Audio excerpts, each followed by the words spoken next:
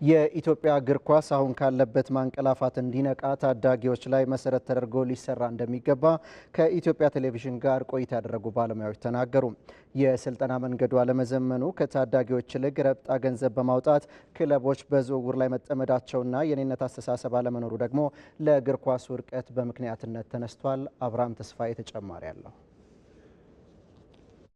እውነት ነው። ዓለም በዘመነበት ደረጃ የኢትዮጵያ እግር ኳስ ተጣጥመው መጓዝ አልቻለም። ለዛሬው የኢትዮጵያ ብሔራዊ ቡድን ውጤት ማጣት ምክንያት ቢሻ ስፍር ቁጥርም የለውም። መሰረቱን ትቶ ጣራውን ለውጤት መጠባበቅ አባዜ የሆነበት ሁሉ ከመነሻው ውጥን ይዞ ካልሰራ አሁንም ቢሆን መፍትሄ ማግኘት ያዳግታል። የኢትዮጵያ ብሮድካስቲንግ ኮርፖሬሽን ጠንካራ ብሔራዊ ቡድን እንዴት እንገባ በሚል ሀሳብ የውይይት መድረክ ማከናወን ከጀመረ አራተኛ ቀኑ ላይ ደርሷል። በዛሬው የውይይት መድረኩም ባለሙያዎች፣ አሰልጣኞችና ጋዜጠኞች ለኢትዮጵያ እግር ኳስ ይበጃል ያሉትን ሀሳብ አዋጥተዋል። ለብሔራዊ ቡድኑ ውድቀት ታዳጊ ወጣቶች ላይ የተሰራው ስራ አመርቂ አይደለም የሚሉት ባለሙያዎቹ ከሌላው ዓለም ተሞክሮ አንጻር ልዩነቱ ሲታይ እጅጉን ሰፍቷልም ይላሉ። የመረጃ አያያዝ፣ የባለሙያዎች የስልጠና መንገድ ማነስ፣ የፋይናንስ ችግርና የኔነት ስሜት ማጣት ደግሞ ሀገር ከታዳጊዎች የሚገባትን አቅም እንዳታገኝም ማነቆ ሆኖባታል። በሌሎች ሀገሮች ታለንት ያለው ትምህርት ቤት ላይ ነው። ትምህርት ቤት ላይ ምን ያህል ስልጠና እንሰጣለን? የታለንት ልየታ ስልጠናዎች ምን እንሰጣለን? ስልጠናዎች ይሰጣሉ የሚለው አንድ ጥያቄ ምልክት ውስጥ የሚገባ ነገር ነው። ታለንት ያላቸው ልጆች ብቻ ስካውት አድርጌ ከነሱ ጋር በጣም ምቹ እሱ አሰራር በጣም ምቹ ለእግር ኳሱም የሚጠቅመው ለባለሙያውም የሚጠቅመው እሱ አሰራር ግን እነሱን ብቻ ይዘህ ለመስራት ወጪህን እንኳን ከበር ማድረግ አትችልም። ራሱ ስልጠናው ራሱ ሞዴሊንግ የለውም፣ ፍልስፍና የለውም። ከታች ጀምሮ ስናመጣ ዥንጉርጉር ነው። ማንም አሰልጣኝ የራሱን ስልጠና እየሰጠ ይመጣል። ያስፈልገዋል። እንደ አገር ሞዴሊንግ ያስፈልገናል። እንደ አገር ፍልስፍና ያስፈልገናል። ክለቦች ታዳጊዎችን ወደ ዋና ቡድናቸው ከማሳደግ ይልቅ ለዝውውር ጊዜ መፍጀታቸውና የትምህርት ቤት ውድድሮች መዳከም ደግሞ ታዳጊዎች በየጊዜው እንዳይፈሩ የራሱን አስተዋጽኦም አበርክቷል። ሻምፒዮን የነበሩትን ክለቦች ብናስታውስ ውጤታቸውን ያስጠበቁ ክለቦች እንኳን አናገኝም። ምክንያቱም ዋን ታይም ጃብ ነው የሚሆንላቸው። ብዙ ሚሊዮን ብሮች ይከፍላሉ። ብዙ ሚሊዮን ዶላር ከፍለው ከውጭ ተጫዋቾች ያመጣሉ። አንድ አመት ሻምፒዮን ይሆናሉ። ከዛ በኋላ ምናልባት ሚዲዮከር ክለብ ይሆናሉ ወይ ላለመውረድ ቢታገል ክለብ ይሆናሉ። የታለንት መውጫ ትምህርት ቤት ነው ይታወቃል። ኮመርሻላይዝ የሆኑ የታለንት ማምረቻ አካዳሚዎች ቢኖሩም ትምህርት ቤት ግን ትልቁ የታለንት መጀመሪያ ማኮብኮቢያው ነው ብለን መናገር ይችላል። ስለዚህ ታለንትን መስራት ምንፈልግ ከሆነ በትክክለኛው ቻናል ውስጥ እንዲገባልን ምንፈልግ ከሆነ አይ ቲንክ እነዚህ ስቴክ ሆልደርስ ቁርኝት ወይም ግንኙነት የምንለው እሱ ነው። ትምህርት ሚኒስቴር እዚህ ውስጥ እጁን አስገብቶ በትምህርት ቤቶች አካባቢ ያለውን ስፖርታዊ እንቅስቃሴ ወይም የእግር ኳስ እድገት በደንብ አድርጎ ማገዝ ይችላል ብዬ መናገር ይችላል። ከዛሬ የተሻገረ ገቢ ያላት ዓለም ለታዳጊዎች የምትሰጠው ስልጠና ወቅቱንና ጊዜውን የዋጀ መሆኑ በየጊዜው ኮከቦችን እንድታፈራ አድርጓታል። አፕሮቻችን የትኛው መሆን አለበት ለሚለው ስካውቲንግ ነው። እነሱ የማሲቭ የሆነ የታለንት አይደንቲፊኬሽን ፕሮሰስ አይደለም የሚከተሉት። ምርጡን መርጠው ለነገ አስበው ነው የሚሰሩት ማለት ነው። ስለዚህ ይሄ ሌላው ላሊጋ ካምፓስ የሚሉት እሱም ከ7 እስከ 10 ጊዜ ቀን የሚሰጥ ትሬኒንግ ነው። በዛ ውስጥ የተጫዋቾችን ኳሊቲ በመለየት ወደሚቀጥለው ስቴፕ የሚያሳልፉበት ፕሮሰስ ነው። ታለንት አይዲ ፕሮሰስ የተጫዋቾችን ፐርፎርማንስ አናላይዝ የሚያደርጉበት ነው። ይሄም እጅግ በጣም ሲስተማቲክ የሆነ ዳታቤዝ የሆነ ሲስተም ነው። ወደዛ መሄድ አለብን እኛ። ቴክኒካል ስኪል አሰስመንት አላቸው ተጫዋቾቹ። ምን ያህል ቴክኒካል ስኪል አሰስመንት አላቸው? ሹቲንግ፣ ፓሲንግ፣ ቦል ኮንትሮል ዩዚንግ ስታንዳርዳይዝድ ሜተድ ነው የሚለው። ስታንዳርድ አላቸው ማለት ነው። አሁን እኛ ስለ ስታንዳርድ ማውራት አለብን ጎበዝ። ስለ ስታንዳርድ ማውራት ካልቻልን ስራችን ቡራቡሬ ነው የሚሆነው።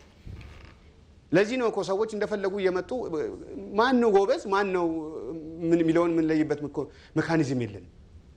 የማስ የሆነ ጉዞ ስለሆነ እግረ መንገድ ማንም ጎራ እያለ እኮ ስፖርቱን እየገደለ ነው ያለው።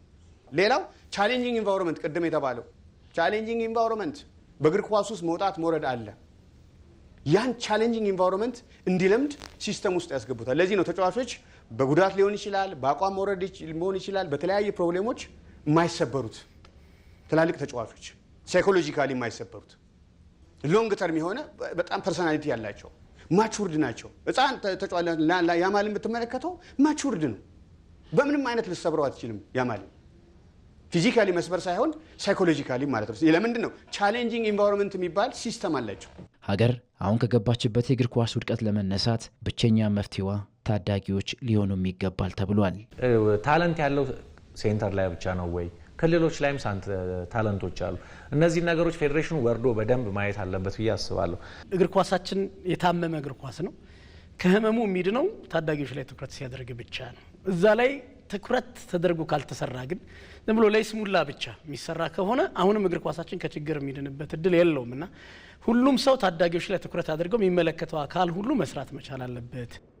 በኢትዮጵያ ሴቶች ፕሪሚየር ሊግ ዛሬ በተደረጉ ጨዋታዎች ሐዋሳ ከተማና መቻል ነጥብ ጥለዋል። ሐዋሳ ከተማ ከልደታ ክፍለ ከተማ ያደረጉት ጨዋታ አንዳቻ ሲጠናቀቅ ጸገነት ግርማ ለሐዋሳ፣ ጸጋ ንጉሴ ደግሞ በራሷ መረብ ላይ የልደታ ክፍለ ከተማ ግቦችን አስቆጥረዋል። አርባ ምንጭ ከመቻል ያደረጉት ጨዋታ ደግሞ ግብ ሳይቆጠርበት ነው የተጠናቀቀው። ሊጉ ነገ ሲቀጥል ድሬዳዋ ከአርባ ምንጭ ጨዋታውን ያደርጋል። ከውጭ ወዳገኘናቸው ስፖርታዊ ዜናዎች እናልፋለን። በሳምንቱ መጨረሻ በአውሮፓ ታላላቅ ሊጎች ተጠባቂ ጨዋታዎች ይደረጋሉ።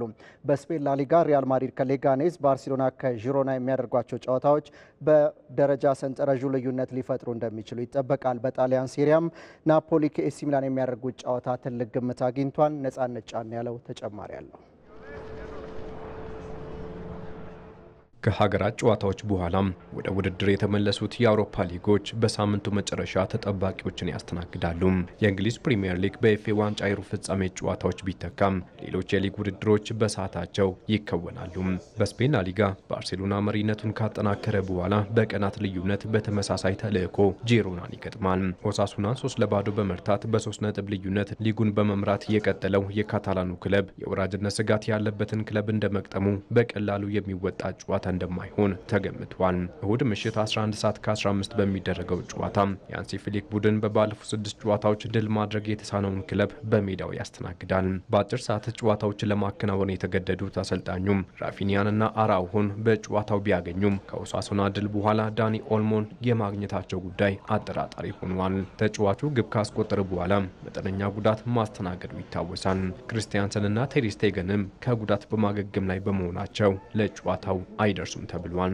በተመሳሳይ በላሊጋው ሪያል ማድሪድ አስቀድሞ ቅዳሜ ምሽት 5 ሰዓት ከወራጅ ቀጠናው ክለብ ሌጋኔዝ ይጫወታል።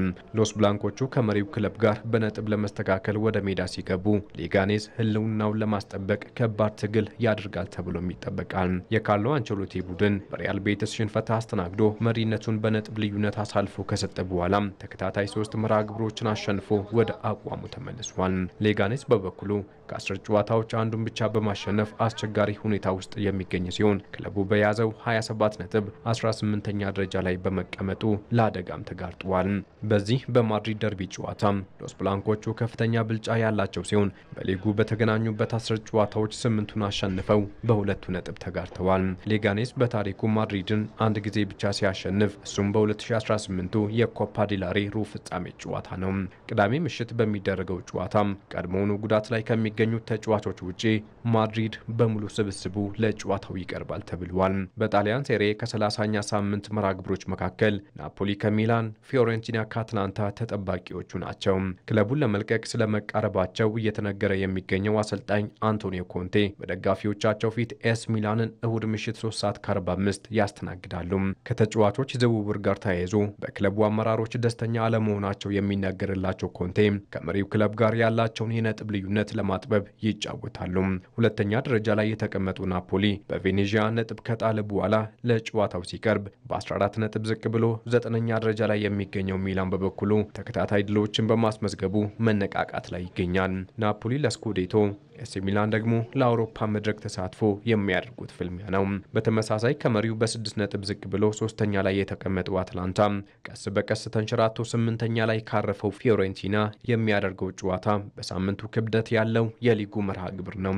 የሊጉ መሪ ኢንተር ሚላንም እሁድ ከኡዲኒዜ ይጫወታል። የእንግሊዝ ኤፍኤ ዋንጫ የሩብ ፍጻሜ ጨዋታዎች በሳምንቱ ሲስተናገዱ በለንደን ደርቢ ፉላም ከክሪስታል ፓላስ እንዲሁም ብራይተን ከኖቲንጋም ፎረስት ቅዳሜ ዕለት ይጫወታሉ። እሁድ 2 ጨዋታዎች ሲቀጥሉ የፔፕ ጋርዲዮላ ቡድን ማንቸስተር ሲቲ ቦርንማውዝን ከሜዳ ውጭ ይገጥማል። በሊጉ ከ2 ጨዋታዎች በአንዱ ተሸንፈው በሌላኛው አቻ መውጣት የቻሉት ፔፕ ጋርዲዮላ በዓመቱ ብቸኛ የዋንጫ ዕድላቸው የኤፍኤ ዋንጫ ብቻ ነው። በፕሪሚየር ሊጉ ከሌስተር ሲቲና ከማንቸስተር ዩናይትድ ጋር ጨዋታቸውን የሚያከናውኑት አሰልጣኝ ፔፕ ጋርዲዮላ እሁድ ምሽት 12 ሰዓት ከ15 ወደ ቪታሊቲ ስታዲየም በማምራት ጨዋታቸውን ያከናውናሉ። በሲቲ በኩል ግብ ጠባቂው ኤደርሰን ሙራይስ እና የመስመር ተጫዋቹ ጆስኮ ግቫርዲዮል ለጨዋታው መቅረባቸው አጠራጣሪ መሆኑ ተሰምቷል። የቀድሞ የባርሴሎና ተከላካይ ዳኒ አልቬዝ ከቀረበበት የአስገድዶ መድፈር ክስ ነፃ ነው ተባለ። የስፔን ፍርድ ቤት ዳኒ አልቬዝ ላይ የቀረበው የአስገድዶ መድፈር ክስ መረጃ እርስ በርስ የሚጣረስ ነው በሚል ከክሱ ነፃ ነው ሲል በዛሬው ዕለት ብይን ሰጥቷል። አልቬዝ በ2024 ነበር ከ2 ዓመታት በፊት በባርሴሎና ምሽት ቤት ጾታዊ ትንኮሳ ፈጽሟል በሚል የ4 ዓመት ከ6 ወራት ቅጣት አስተላልፎበት የነበረው። የዳኒ አልቬዝ ጠበቃ ኢኔስ ጋርዲዮላም ደንበኛ ነፃ መባሉን ተከትሎ ደስተኛ ነኝ የሚል ሀሳብ ሀሳባቸውን የሰጡ ሲሆን ዳኒ ንጹህ ሰው ነው፣ ይህንን ያረጋገጠው ደግሞ ፍርድ ቤት ነው ሲሉ ሀሳባቸውን ሰጥተዋል። ዳንኤል አልቬዝ ለሀገሩ ብራዚል 126 ጨዋታዎችን ያደረገ ሲሆን 2 የኮፓ አሜሪካ ዋንጫን ጨምሮ 1 ጊዜ የኦሎምፒክ የወርቅ ሜዳሊያን ማሸነፉ ይታወሳል። ከኢቲቪ 57 የተዘጋጁ የስፖርት ዜናዎቻችን በዚሁ አብቅተዋል። ስለተከታተላችሁን ከልብ እናመሰግናለን።